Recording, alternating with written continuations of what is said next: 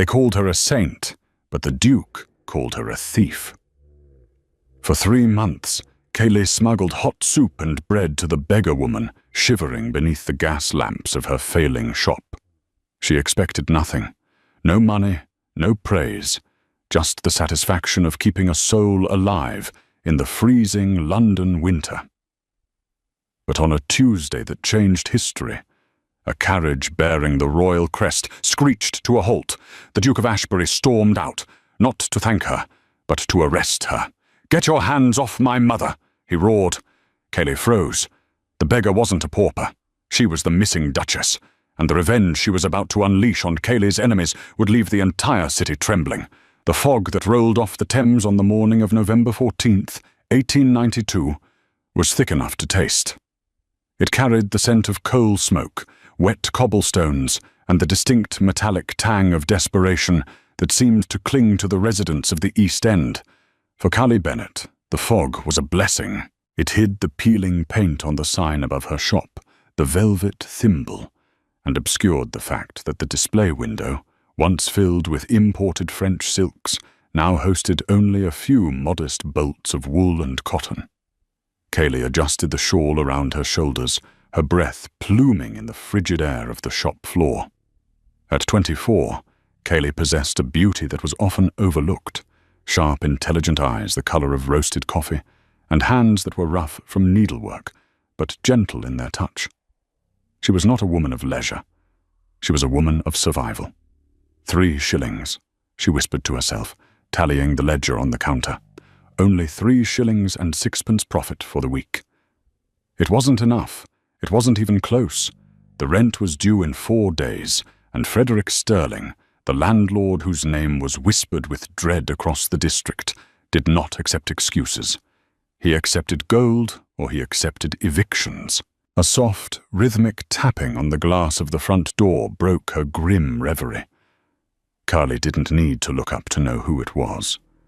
It was 8:15 a.m., like clockwork. She abandoned her ledger and hurried to the back of the shop, where a small pot-bellied stove kept a kettle of broth simmering. It was a simple vegetable broth, carrots, onions, and a few bones she'd bargained for at the butcher's. But it was hot. She poured a generous ladle into a chipped tin mug and grabbed a heel of stale sourdough bread she had saved from her own supper. When Callie opened the front door, the cold bit at her cheeks. Huddled in the alcove, shielded slightly from the biting wind by the shop's protruding bay window, sat the woman. She was a heap of grey rags and misery. Her hair was matted, hidden beneath a filthy woolen cap, and her hands were gloved in dirt. She looked small, incredibly fragile, like a bird with broken wings. "Good morning, Agnes," Kayleigh said softly, crouching down. The old woman looked up.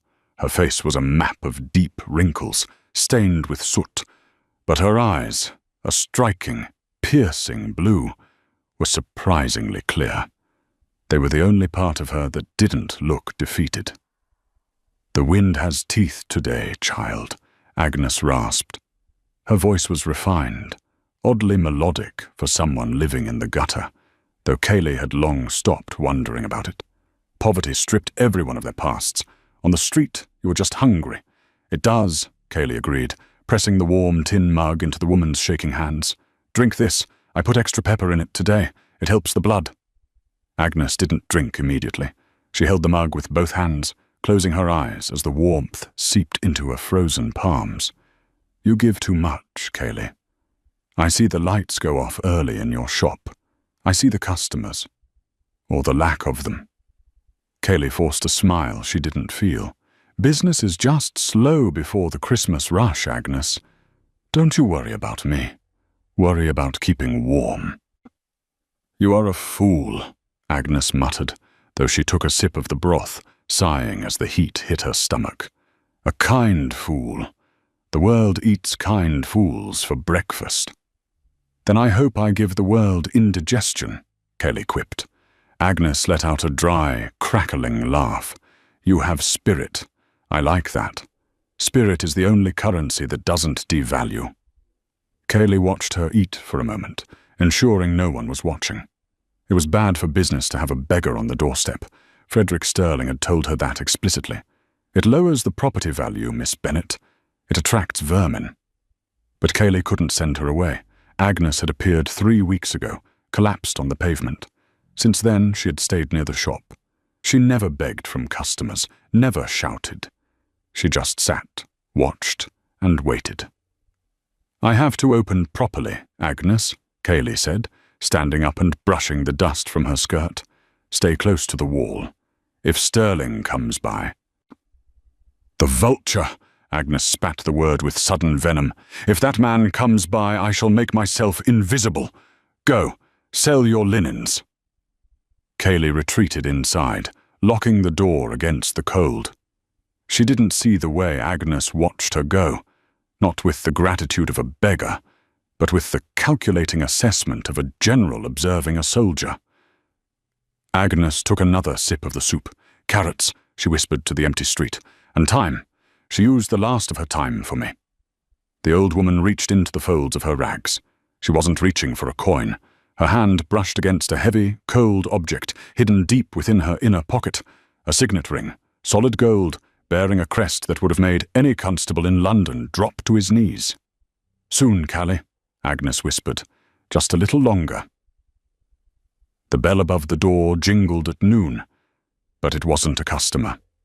The heavy, ominous thud of a cane on the floorboards announced the arrival of Frederick Sterling. The shop seemed to darken as he entered. Sterling was a large man, encased in a suit of expensive tweed that strained against his bulk. He wore a bowler hat that he didn't bother to remove, and his face was dominated by a thick, well-oiled moustache that twitched when he smelled money, or the lack of it. Cayley felt her stomach drop. He wasn't due for 4 days. "Mr. Sterling," Cayley said, gripping the edge of the counter until her knuckles turned white. "To what do I owe the pleasure? Rent day is Friday." Sterling ignored her. He walked around the shop, running a gloved finger over a bolt of velvet. He inspected the dust on the shelves. He looked at the empty appointment book lying open on the counter. "Friday is a concept, Miss Bennet," Sterling said, his voice oily and patronizing. "Solvency, however, is a fact, and looking around this establishment, I see very few facts." "I have the rent," Cayley lied. She had half of it. Sterling turned to her, a sneer curling his lip. "Do you? Because I have a prospective tenant who is willing to pay double what you pay. A haberdasher. A man of substance." "I have a lease," Cayley said firmly, raising her chin. "Valid until the end of the year." "Leases have clauses, my dear," Sterling chuckled, tapping his cane on the floor. "The Maintenance of Standards Clause. Clause 4, Section B. The tenant must keep the premises in a respectable manner." He pointed his cane toward the window, towards the figure huddled outside. "You harbor filth on my doorstep," Sterling snapped, his demeanor shifting from oily to aggressive. "That creature outside, I've seen you feeding it, encouraging it. She is a human being," Cayley said, her voice shaking with anger. "Her name is Agnes." "She is a blight," Sterling roared, slamming his hand on the counter. "I have warned you, Cayley. This is a respectable district. We cannot have hags rotting on the pavement. It drives away the gentry." "The gentry aren't coming because the economy is in ruins, not because of an old woman." Sterling leaned in close, his breath smelling of stale tobacco and brandy. "Get rid of her, today, or I will invoke Clause 4 and throw you out on the street right beside her. Do you understand?" Callie stared at him, hatred burning in her chest. But she was powerless. She knew it. He knew it. I understand," she whispered. "Good." Sterling straightened his jacket. "I'll be back on Friday. If the hag is there, you're out." He turned and marched out the door. Cayley watched through the glass. Sterling stopped on the pavement. He looked down at Agnes, who was dozing lightly, wrapped in her rags. With a cruel, casual motion, Sterling pulled his leg back and kicked the old woman's shin. "Move along, vermin!" he shouted. Agnes cried out, clutching her leg. Something in Callie snapped. The fear of eviction, the fear of poverty. It all vanished, replaced by a white-hot, protective rage. She threw open the door, the bell jangling violently. "Get away from her!" Kali screamed, rushing out into the cold without her shawl. Sterling spun around, surprised. "Excuse me?" Kali placed herself between the large man and the frail woman on the ground. She was half his size, shivering in her thin dress, but she looked ready to kill. "You touch her again, and I will go to the magistrate," Kali threatened, her voice low and fierce. "I don't care about your lease. I don't care about your money. You are a bully and a coward."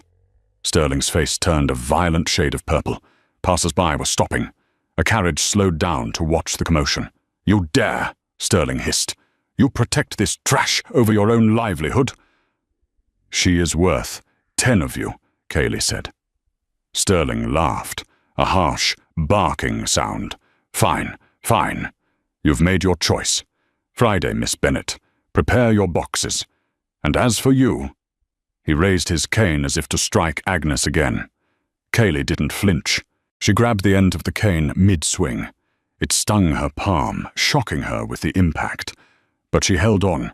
"Go!" she commanded. Sterling yanked the cane back, sneering. "Enjoy the gutter. You belong there." He stormed off, disappearing into the fog. Kali turned immediately to Agnes. "Agnes, are you hurt? Let me see." The old woman was breathing heavily, clutching a leg. But when she looked up at Kali, there was no fear in her eyes. There was a strange, terrifying calm. "He struck me," Agnes said softly. "It wasn't a complaint. It was a statement of fact, a recording of a debt." "I'm so sorry," Kali said, tears stinging her eyes. "I can't let you stay here, Agnes. He'll come back. He'll evict me." Agnes reached out and took Kali's hand. Her grip was iron strong. "He will not evict you," Agnes said. "You don't understand. He owns the building." "He owns nothing," Agnes interrupted. Her voice had changed. The raspy beggar tone was gone, replaced by the clipped, aristocratic diction of high society. "Help me up, Kali." Kali blinked, confused by the sudden shift. She hoisted the woman up. "I need to write a letter," Agnes said, dusting off her rags with a dignity that seemed absurd for her attire. "Do you have paper? And a wax seal?" "Yes, inside." "But Agnes, your leg." "My leg is a trifle," Agnes dismissed. "My patience, however, has run dry. I have seen enough. I have seen the heart of the shopkeeper, and I have seen the heart of the landlord."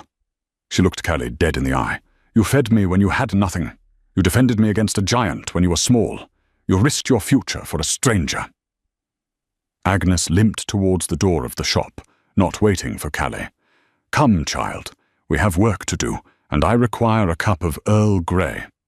No more broth." Kali stood frozen on the sidewalk for a second, bewildered. The wind howled around her, whispering that everything had just changed, though she had no idea how much. She hurried inside, following the beggar who walked like a queen. Inside the dim warmth of the velvet thimble, the atmosphere had shifted. Agnes sat at the small mahogany counter, not like a beggar seeking warmth, but like a magistrate presiding over a court.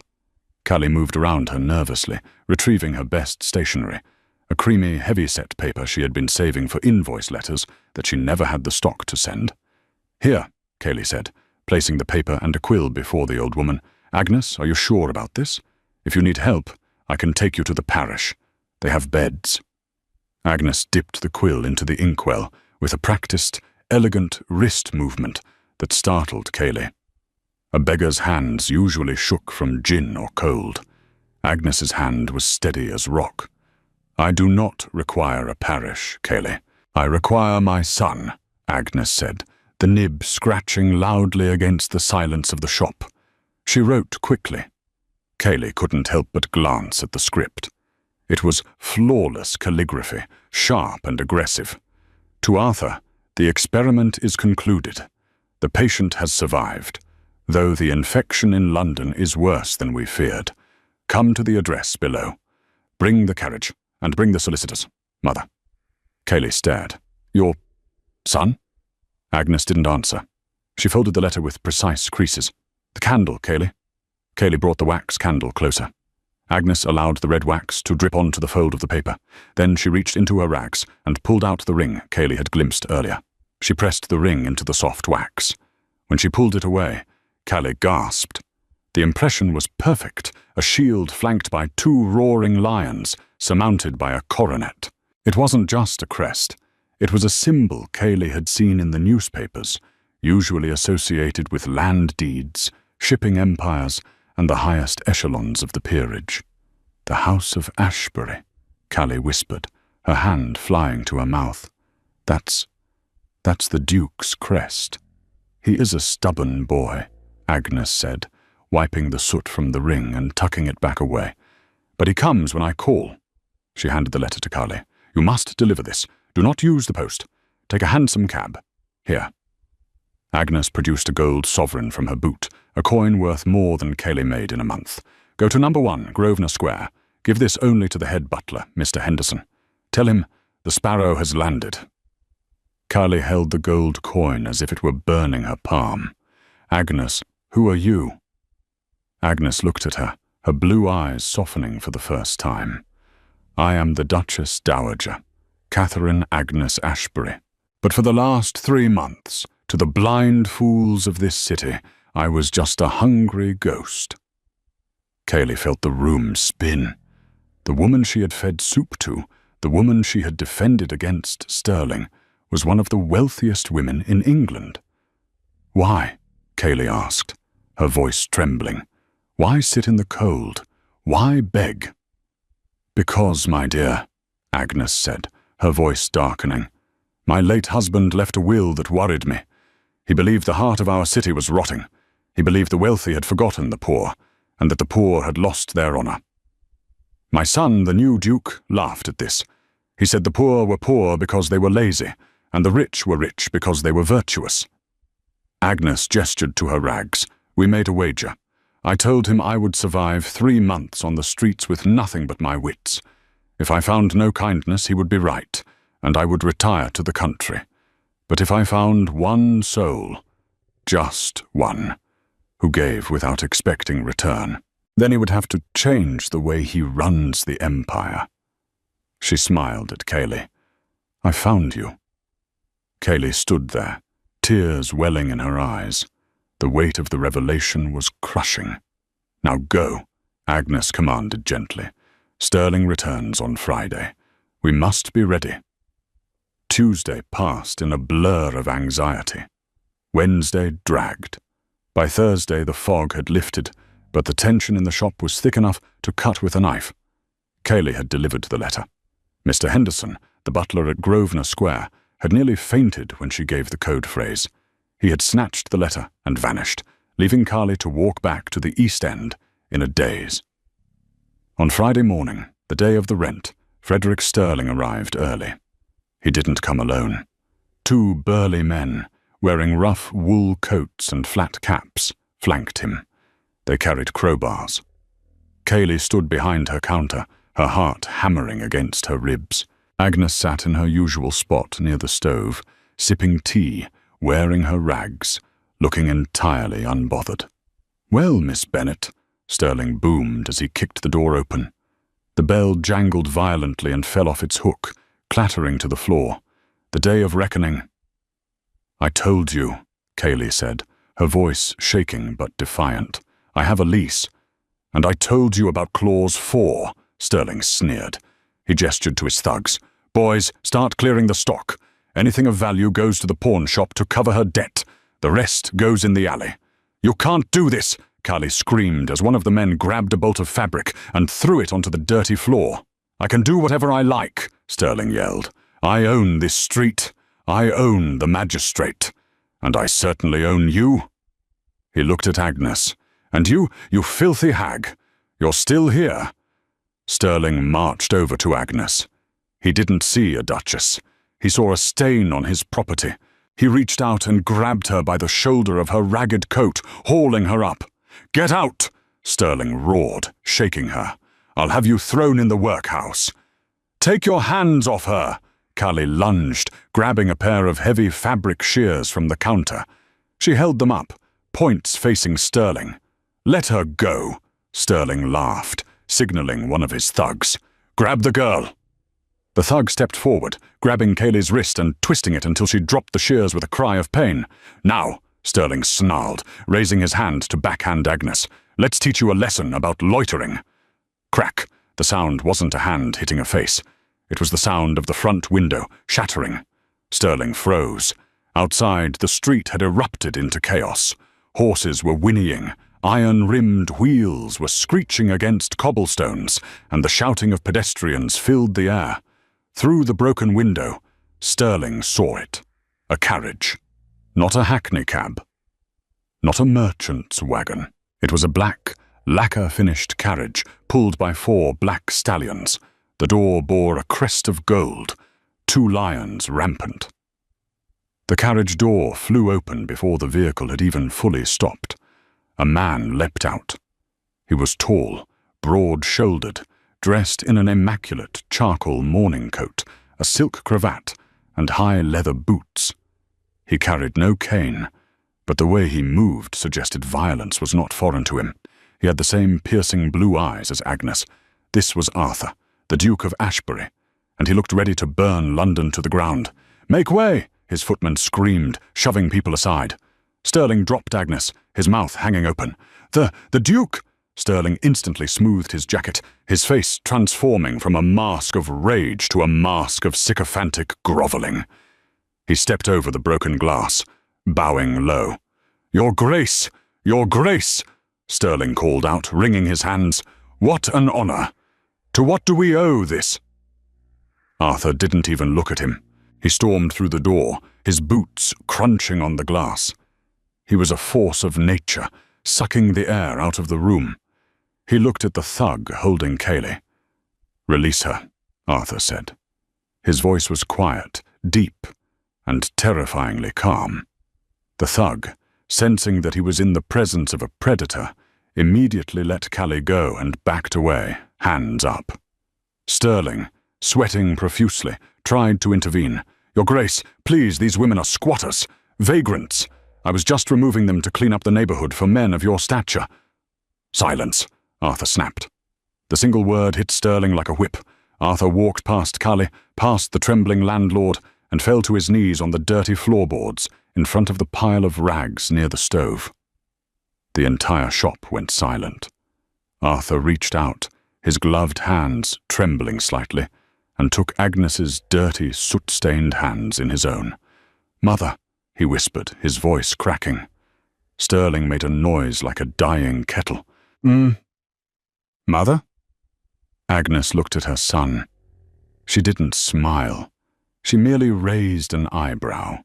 "You are late, Arthur," she said coolly. "I told you to be here by 10. It is 10:15. "The traffic on Fleet Street," the Duke apologized, bowing his head like a schoolboy. "Forgive me." He looked up, scanning her face for injuries. His eyes landed on the bruise forming on her arm, where Sterling had grabbed her. The Duke stood up. The temperature in the room seemed to drop 10 degrees. He turned slowly to face Frederick Sterling. Sterling was shaking so hard his teeth were chattering. Your Grace, I had no idea. She was dressed in—" "You laid hands on her," Arthur said. He began to unbutton his white kidskin gloves, pulling them off one by one, with agonizing slowness. I was just doing my job," Sterling squeaked. "Your job," Arthur repeated. He threw the gloves onto the counter. "You touched the Duchess of Ashbury. You insulted her host." Arthur turned to Kayleigh. He looked her up and down, noting her frayed dress, her terrified expression, and the fierce intelligence in her eyes. "And this," Arthur said, gesturing to Callie, "is the woman who fed my mother when I was too blind to see her hunger." "Yes," Agnes said, standing up and brushing off her dress. "That is Kayleigh. She is under my protection." Arthur nodded. He looked back at Sterling. "Mr. Sterling," the Duke said, a cruel smile touching his lips, "I believe you mentioned you own this building." Yes, Your Grace." "Not anymore," Arthur said. "I bought the bank that holds your mortgage this morning. I called in your debts at 9 a.m. Sterling's eyes bulged. "What?" "You are bankrupt, Mr. Sterling," the Duke said pleasantly. "In fact, I believe you are trespassing on my property." The Duke signalled to his footmen who were waiting at the door. "Remove this filth from my sight," the Duke commanded, "and call the constable. I believe I witnessed an assault on an elderly woman." As the footman dragged a screaming Sterling out of the shop, Arthur turned back to Calais. "Miss Bennet," he said, offering a slight bow, "my mother has told me everything. It seems I owe you a debt that money cannot repay. But—" he glanced around the dilapidated shop. "We can certainly start with money." Cayley looked at Agnes, then at the Duke. I don't want money. I just wanted her to be safe." Agnes stepped forward and placed a hand on Cayley's cheek. "And that," Agnes said, "is why you are about to become the most dangerous woman in London. Come, Cayley, close the shop. We are going home." Cayley blinked. "Home?" "To Ashbury Hall," Agnes declared. "You have a lot of work to do. We are going to ruin every man like Sterling in this city, and I need a partner." Ashbury Hall was not merely a house. It was a fortress of limestone and velvet, standing stoically in the countryside just outside of London. For Calais, the silence of the hallways was louder than the bustle of the East End. There were no shouting vendors, no rattling carts, only the soft tick of grandfather clocks and the rustle of maid skirts. It had been 2 weeks since the incident at the Velvet Thimble. 2 weeks of hot baths, silk sheets, and meals that didn't consist of watery broth. Yet, Cayley felt more on edge here than she ever had facing Frederick Sterling. She stood in the library, staring at a wall of books that reached the ceiling. She wore a dress of dark emerald wool, tailored to fit a frame that was slowly regaining its strength. "You are pacing," a voice came from the doorway. Cayley turned. It was Arthur, the Duke. He had discarded his formal city attire for a relaxed smoking jacket, though he still looked every inch the intimidating aristocrat who had crushed a landlord with a single sentence. "I am not used to idleness, Your Grace," Cayley admitted. "I feel useless. I should be working. I should be earning my keep." Arthur walked into the room, pouring 2 glasses of sherry. He handed one to her. "You are not a charity case, Cayley. You are my mother's savior. That makes you the most important guest this house has seen in a century." He took a sip, watching her over the rim of his glass. "Besides, my mother has plans for you, and Agnes Ashbury's plans are rarely idle." As if summoned, the double doors at the far end of the library swung open. Agnes entered. She was no longer the hunched beggar woman. She was transformed. Dressed in stiff black silk with a high lace collar, her silver hair piled high in an intricate coiffure, she looked formidable. The only remnant of the woman from the street was the fierce, calculating intelligence in her blue eyes. "Arthur, stop flirting with the girl and give her the ledger," Agnes commanded, sweeping into the room. Arthur coughed, nearly choking on his sherry. "Mother, I was not—" "You were," Agnes dismissed him. She turned to Cayley. "My dear, tonight is the winter solstice ball at the Savoy. Everyone who is anyone will be there, including Lord Harrington." Cayley frowned. "Lord Harrington?" "The man who owns Frederick Sterling," Agnes revealed, her voice dropping to a low growl. Sterling was a brute, but he was a small dog on a short leash. Lord Harrington is the one holding the chain. He is the councilman for the district. He is the one who signs the eviction notices for the orphanages. He is the one who pockets the funds meant for street repairs. Agnes placed a heavy, leather-bound book on the table. While I was sitting on the pavement, pretending to be invisible, I listened, Agnes said. Men like Harrington and Sterling ignore beggars. They speak freely in front of us because they think we are furniture. I heard dates, I heard names, I heard bribe amounts. She tapped the book. Arthur has compiled the evidence. But evidence is useless if it is buried in a courtroom. Justice must be public. It must be humiliating. Cayley looked at the book, then at Agnes. "What do you want me to do?" "I want you to attend the ball," Agnes said. "I want you to walk into that room on Arthur's arm. They will sneer at you. They will whisper that you are a shop girl. They will try to crush you." Agnes stepped closer, her eyes blazing. "And then, when Harrington tries to humiliate you, I want you to destroy him. Not with a weapon, but with the truth. Can you do that?" Kaylee thought of the cold nights. She thought of the fear in the eyes of the other shopkeepers. She thought of Sterling kicking Agnes. She straightened her spine. The fear evaporated, replaced by a cold, sharp resolve.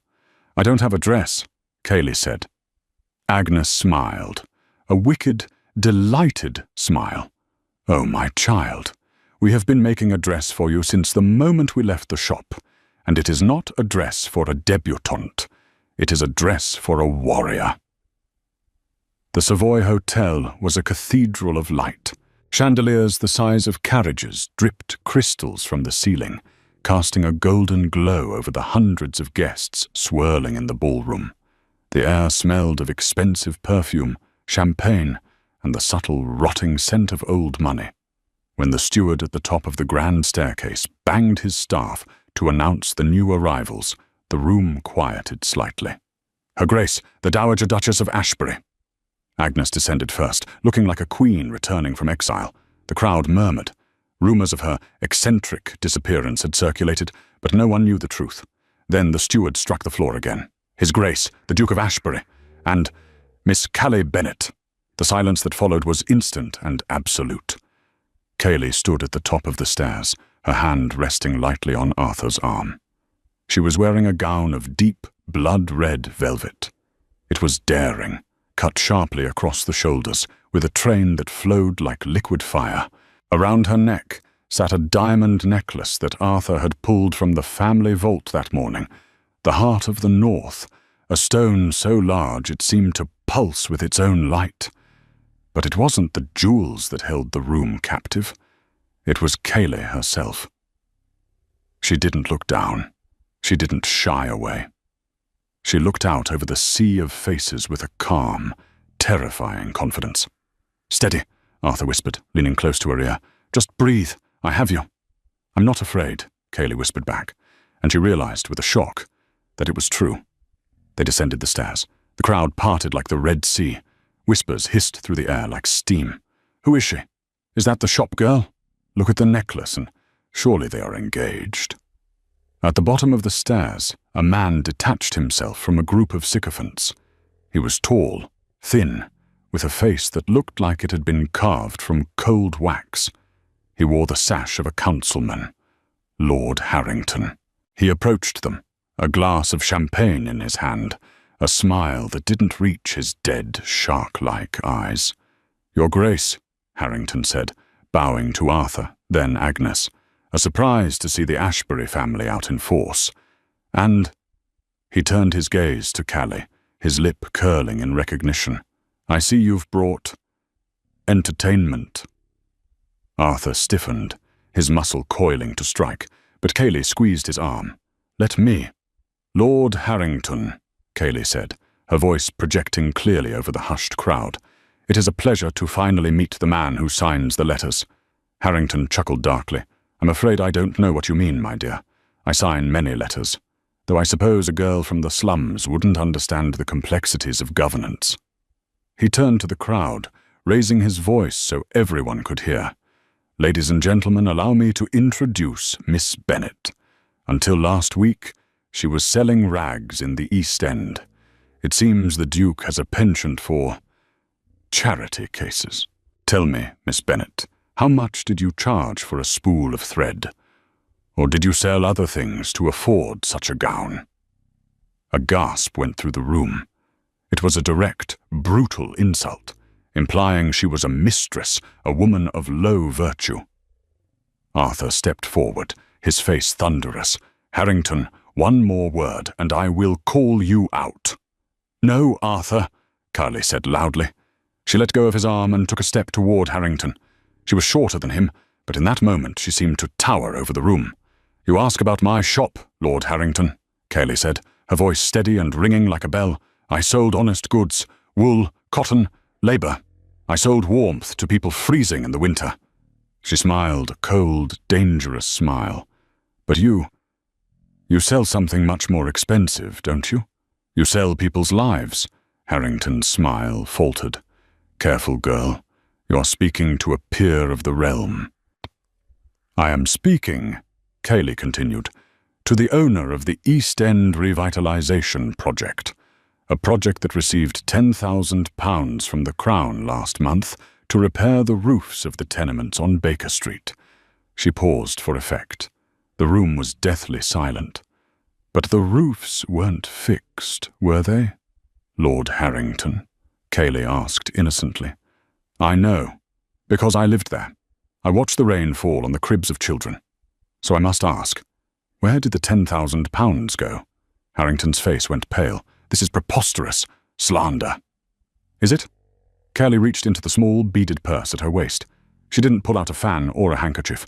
She pulled out a folded piece of paper, a page torn from a ledger. November 12th, she read aloud. Transfer of funds, £10,000, deposited into the private account of the Harrington Shipping Company, signed by Frederick Sterling. She held the paper up.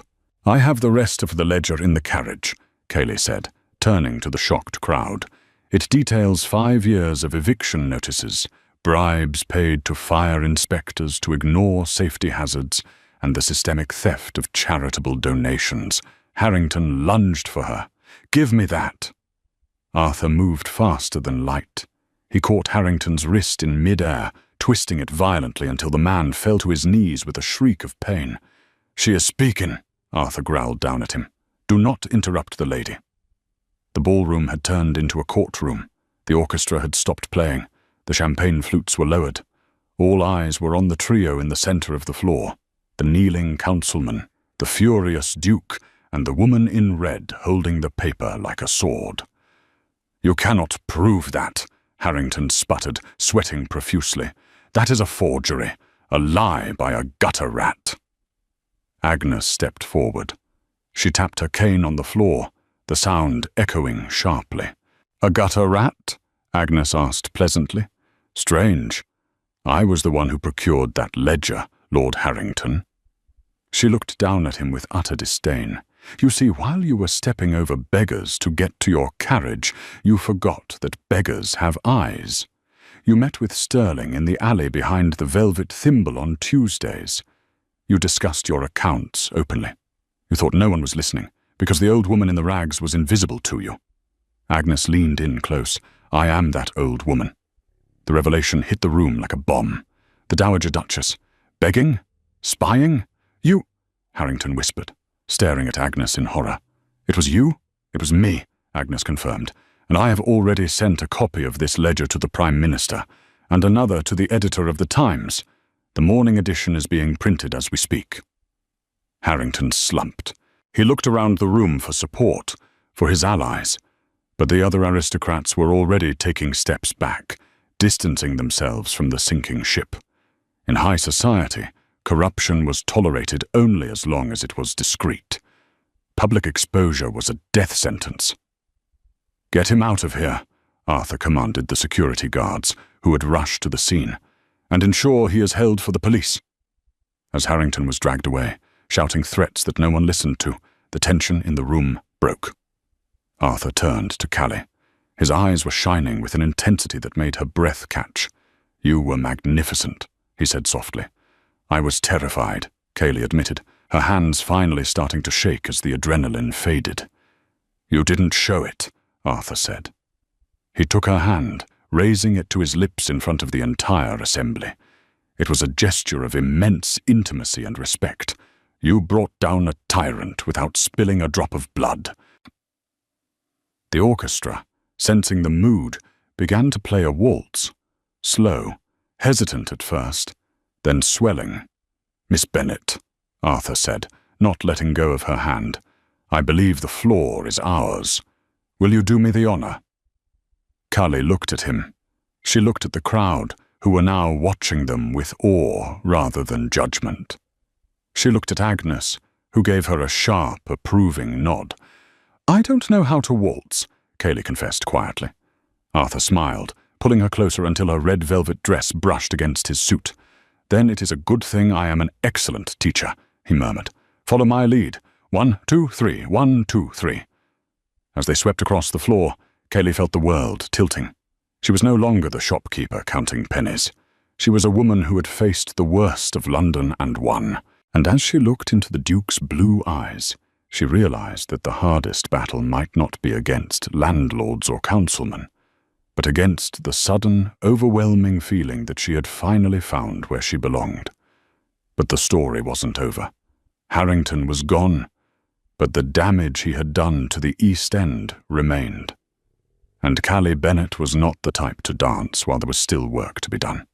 The next morning, the headlines would scream her name. But the real twist was yet to come. A secret regarding her own lineage that even Agnes hadn't discovered, one that would tie Kaylee to this world more tightly than she ever imagined.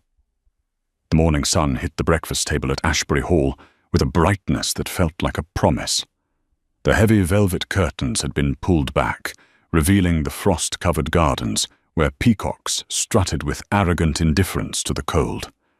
Kaylee sat at the long table, the events of the previous night feeling like a fever dream. Next to her plate lay a copy of The Times. The headline was bold and satisfying. Councilman Harrington arrested in fraud scandal. The Duke's justice. Arthur sat opposite her, nursing a cup of coffee. He looked tired but lighter, as if a great weight had been lifted from his shoulders. The police found Sterling trying to board a ship to America this morning, Arthur said, tapping the newspaper. He was carrying a suitcase full of stolen silver. He gave up Harrington's entire network in exchange for a lighter sentence. They are all finished, Kaylee. Kaylee traced the rim of her teacup. It feels strange. For years they were giants, monsters under the bed. Now, they are just men in handcuffs. Fear makes shadows look larger than they are, Agnes said. She was seated at the head of the table, buttering a slice of toast with precision. Agnes paused, putting down her knife. She looked at Kaylee with an expression that was uncharacteristically hesitant. "Kaylee," Agnes began, "there is one final matter we must discuss. A loose end." Kaylee looked up. "A loose end? Is Harrington threatening us?" "No," Agnes shook her head. "This concerns you, and why I chose your shop." Arthur frowned. "Mother? You said you chose her shop because she was kind." "I did," Agnes admitted, "but I also chose it because of the name above the door. The Velvet Thimble." Agnes reached into her pocket and pulled out a small, worn object. It was a silver thimble, dented and tarnished with age. She slid it across the mahogany table toward Callie. "Do you recognize this?" Kaylee picked it up. She gasped. Engraved on the rim were the initials E.B. "This was my grandfather's," Kaylee whispered. "Elias Bennett. He was a tailor. He died when I was a child. I lost this years ago." "You didn't lose it," Agnes said softly. "I found it. 40 years ago." Arthur and Kaylee stared at her. "Elias Bennett was not just a tailor," Agnes continued, her voice taking on a storytelling cadence. "In 1850, he was the finest dressmaker in London. He made the gown I wore to my presentation at court. He was an artist, but he was destroyed by a man who refused to pay his debts, a man who spread rumors that Elias used cheap fabric, ruining his reputation so he could buy Elias's building for pennies." Kaylee felt a chill run down her spine. Who did that to him?" Agnes's eyes were hard as flint. "Lord Harrington's father. The corruption runs in their blood, Kaylee. The father destroyed the grandfather. The son tried to destroy the granddaughter." Agnes reached out and covered Kaylee's hand. "When I saw you in that shop, fighting to keep his legacy alive, I saw Elias in you. I saw his pride. I saw his stubbornness. I knew I had to test you. I had to know if you had his heart, too." Tears streamed down Kelly's face. She had always thought her struggle was random, a stroke of bad luck. To know that it was part of a generational war, and that she, the shop girl, had finally struck the winning blow, was overwhelming. "You avenged him," Arthur said, his voice thick with emotion. "Callie, do you realize that? You didn't just save yourself. You cleared your family's name." Kaylee gripped the silver thimble tightly. "He died in a rented room," she whispered. "He died thinking he was a failure." "He is not a failure today," Agnes declared. The Dowager Duchess stood up. "I am an old woman, and I have had enough excitement for 1 decade. I am going to the garden to harass the gardener about his roses. I leave the future of this house, and perhaps the future of the Bennet line, to you two." She walked out, leaving Arthur and Callie alone in the sunlit room. Arthur stood and walked around the table. He didn't kneel this time. He stood beside her, offering his hand. "Callie," he said, "the shop is yours. You can reopen it. You can fill it with the finest silks in the world. I will buy you every bolt of fabric in Paris if you wish." Callie stood up. She looked at the thimble, then at the man who had looked at her with love when she was wearing rags, and with awe when she was wearing velvet. "I don't want to just sell fabric, Arthur," she said. "I want to do what your mother did. I want to see the invisible people. I want to make sure no other landlord ever thinks he can crush a family like mine." Arthur smiled, pulling her close. "Then we have a lot of work to do. But first—" He leaned down, his forehead resting against hers. "First, tell me you will stay.